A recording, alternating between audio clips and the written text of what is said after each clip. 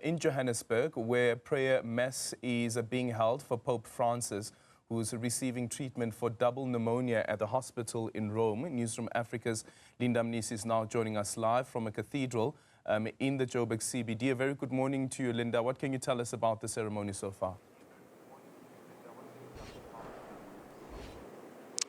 Well, the ceremony, Aldrin, has not started, but as you can see, members of the church have already started arriving. This is a big one, Aldrin, because, of course, this is about the mass prayer for the Pope, who has been battling double pneumonia at a Rome hospital. As you can imagine, the Catholic world has really been gripped by uncertainty during this time, especially in light of all the updates that they're getting from the Vatican. You'd recall that they've been getting about 2 updates per day in terms of the Pope's health, mostly reporting that the Pope is resting and well, having to do little work here and there.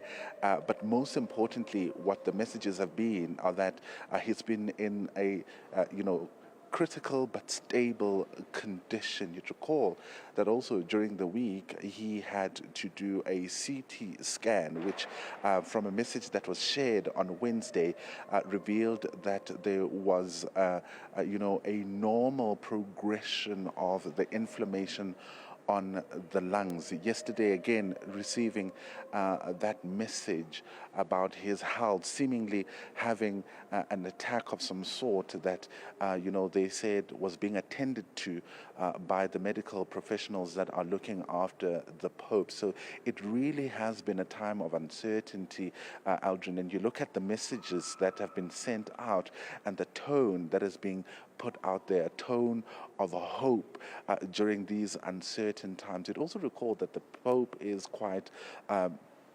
susceptible to pneumonia due to the fact that when he was young, he had to undergo surgery for a condition called pleurisy, and that is related to the inflammation of the lungs. And since then, he has been in and out of a hospital. You speak to a number of Catholics, and what they are telling us, Aldrin, is that this is not the first time that the Pope has been hospitalized, but it seems this time around it sounds a bit more serious, and that is why there is a level of uncertainty in the world of Catholics. We were here earlier on and, just watching how some members of the church keep coming here to pray for the Pope. It seems the Catholics worldwide are gathered in silent prayer.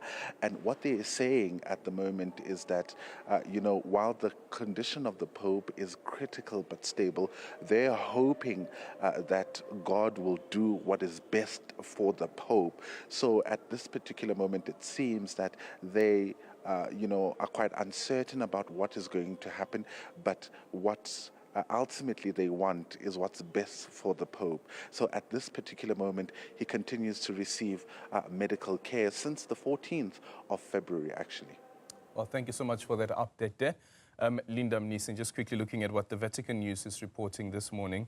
They say that on Saturday evening, the Holy See Press Office issued the following statement concerning the condition of the Pope. The Holy Father's clinical condition remains stable. He's alternating between non-invasive mechanical ventilation and long periods of supplement high-flow oxygenation, maintaining a good response to gas exchange. The Holy Father does not have a fever and shows no leukotis, high blood cell count, and they go on to say that the Holy Father remains alert and orientated. He received a Eucharist on Saturday afternoon and then devoted himself to prayer. The prognosis remains guarded. So for now, we know that he remains in a stable condition.